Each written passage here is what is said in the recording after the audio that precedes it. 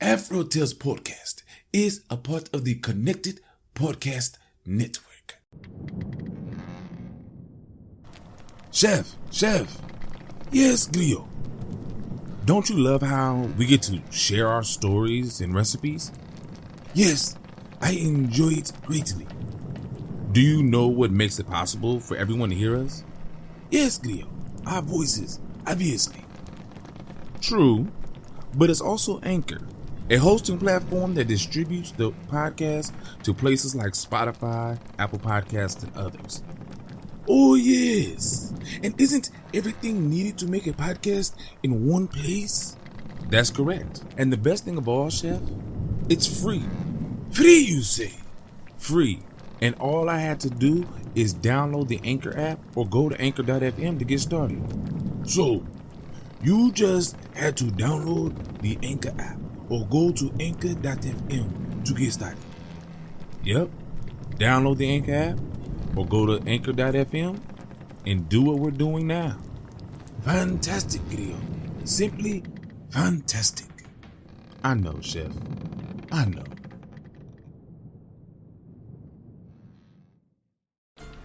Ahoy, my friend, and welcome aboard the AfroTales Podcast, a ship that will carry us from location to location, exploring the tales that grew from the African diaspora in the Americas and the Caribbean. I am Amon Mazinga, your teller of yarns. As we head out, a particular yarn for each location will be spun. Come, sit with me, and enjoy this journey. Luella and the Tame Parrot.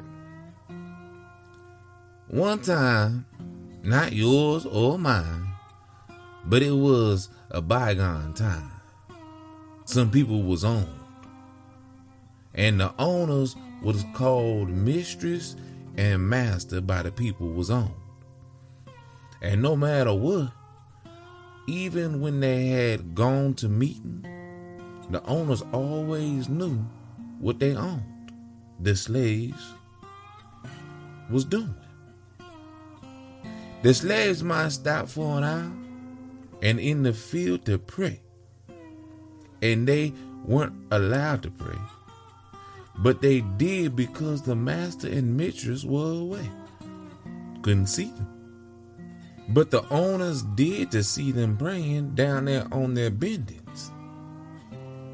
But we didn't know how they saw us, because they weren't nowhere to be seen.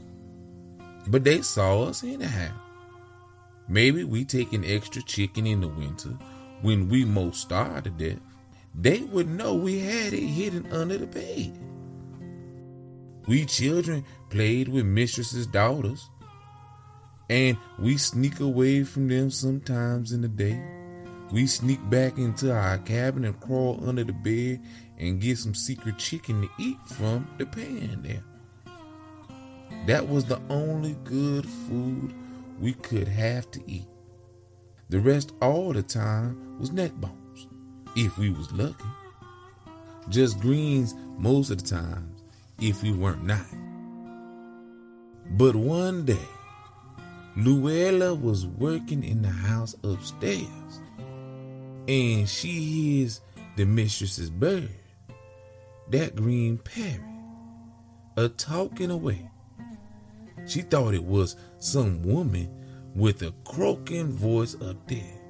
She goes in, and the parrot is in there in the cage just talking to itself, just under some spell, saying things such as going on about what they had been doing. Bruh, let us pray, it said.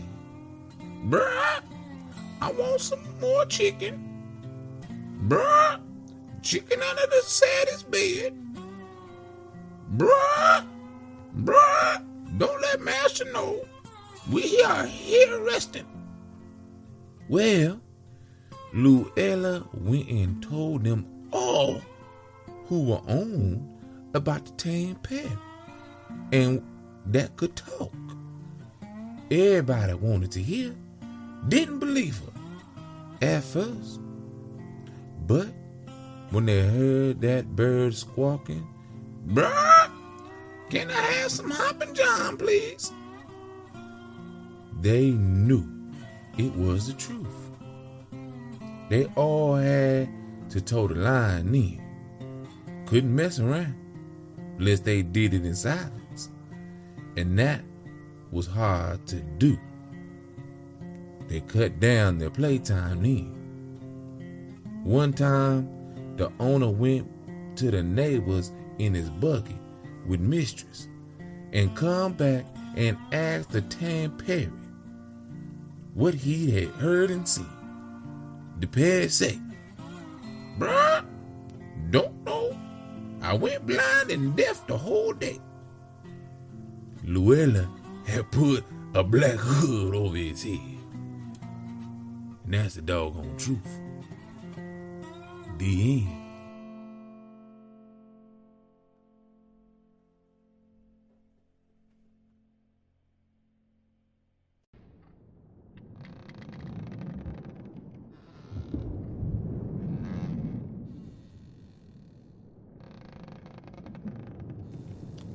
Come, my friend. That story had me dying. And I want to first say, I have a lot of books. And I know I have another version of that story in one of my other books. So I'm telling you now, when I find the other version of this story, I'm going to put it on the Patreon. Because I don't want to do two of the exact same stories in two different seasons. So that one, when I do find it, it will be on the Patreon. But the story itself is just phenomenal. Because you don't think of parrots doing things like this. Like, we know parrots repeat what people say. So I can understand the parrot, it overhearing everything, the slaves talking and it repeating what it says, what they've heard. But at the end, when it says it doesn't know, it was blind and deaf the whole day. Now, parrots aren't supposed to be able to create new, terms. So I'm wondering, hear me out. I'm wondering if Luella put that hood over the parrot and then said that to the parrot so that when the master came home, maybe repeatedly said it to the parrot, so that when the master came home, the mistress came home, and they went and asked what was going on, Luella had implanted that thought, implanted that into the parrot, and that's all the parrot could reply back with. Right? You have to be creative in what you got to do,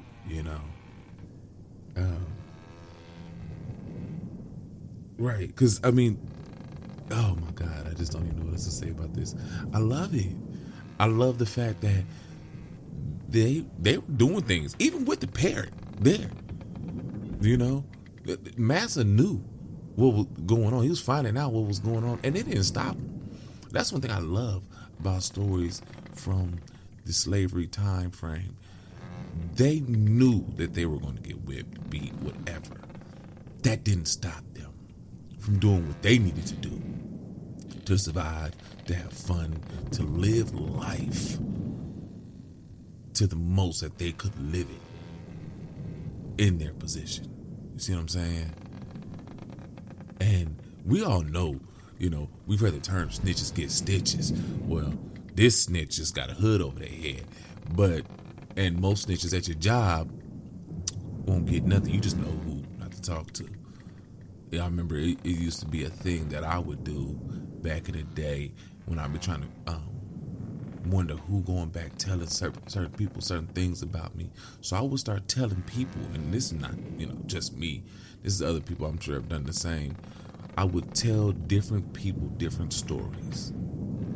Like, if somebody asked me what happened last night, or, or how was the party or something like that, or how was the club, I tell different people different stories and see what stories would come back to me. Because at that point, I knew who was running back telling my business. These slaves wanted to know who was telling their business. And they found out.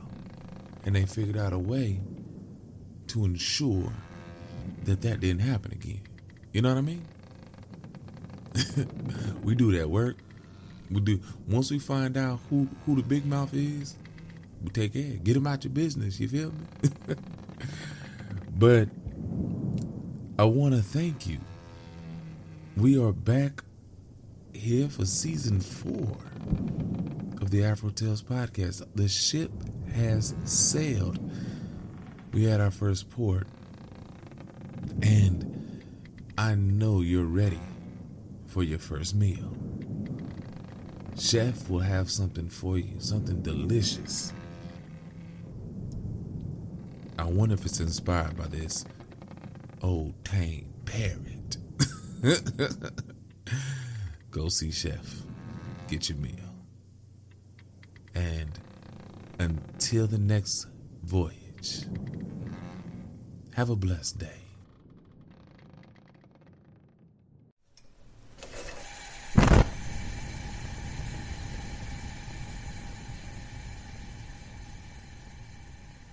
Welcome, my friends.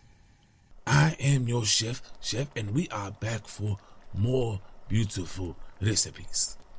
Inspired by the story you have just heard, that talking parrot may need to be silenced. So, today we are going to inspire him to not talk so much by creating a wonderful dish of Southern Baked Chicken. Yes. Now, what do you need to create this wonderful dish? Well, first, you need 2 teaspoons of seasoned salt, 2 teaspoons of dried rosemary, 2 teaspoons of garlic powder, also 2 teaspoons of onion powder, 1 teaspoon of black pepper, 4 pounds of fresh chicken wings. You can use legs or even thighs if you so wish, but not breast. It is a little, you know. We will also need a cup of pure maple syrup, half cup of butter in pats, 1 large onion thinly sliced, 2 tablespoons of Worcestershire sauce, paprika, which you will use to taste, and some fresh rosemary for the beautiful garnish. Now, putting this all together so you can have a wonderful dinner. First, we want to wash the chicken. Do not use soap. I should not have to tell you this, but apparently, sometimes we do. Do not use soap, just water, until the meat feels nice and clean. Then you will dry this with some paper towels or a cloth towel that is extremely clean. Put it in a large bowl and set it aside. Then we will whisk together the seasoned salt, dried rosemary, the garlic powder, the onion powder, the black pepper, all in a small bowl until it is beautifully combined. Then we shall sprinkle and toast chicken with a seasoning mix to ensure all of the chicken is completely covered. Some people like to massage in very well. If you want to use gloves or bare hands, that is up to you. How you season it is your choice, but please make sure it is completely covered. Then we shall cover and place chicken in the refrigerator for about 2 to 3 hours or overnight. Be careful that your refrigerator does not refreeze the chicken. Then When we are ready to bake, we will remove the chicken from the refrigerator. Allow it to come to room temperature. Should take roughly 30 minutes depending on the time of year in which you are cooking and your location. Preheat the oven to 325 degrees, that is Fahrenheit. If you are using Celsius, please adjust accordingly. Add the chicken to a baking dish that fits all the chicken. Use a spoon to drizzle the chicken with the maple syrup on both sides. Cover with onions and add pats of butter over the chicken. Lastly, drizzle the Worcestershire sauce over the chicken. Cover the dish with foil and bake for an hour. After that hour, turn the chicken over. Sprinkle the top of the chicken with paprika and bake for an additional hour. Now, we are not done. After the second hour has elapsed, turn the temperature down to 350 degrees. Remove the foil. Sprinkle with more paprika if desired for the color. Brown for 20 to 30 minutes more. Then remove, garnish with the fresh rosemary and serve, my friends. Now, that is how we will complete this meal. Now, that is it. You are done. So, as always, my friend, go do what you do. Let me know how your recipe comes out. And until I have another beautiful recipe for you, as always, enjoy.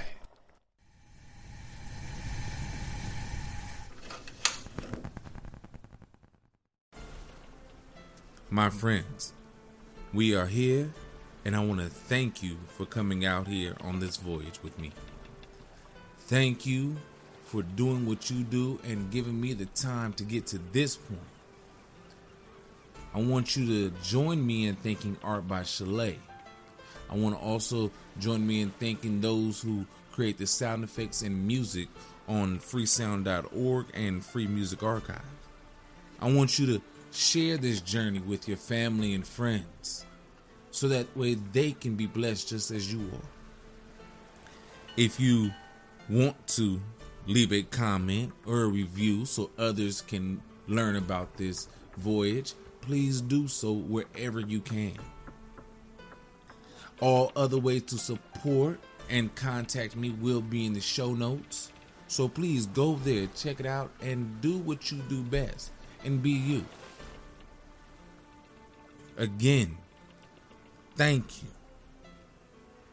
And until next time, have a blessed day.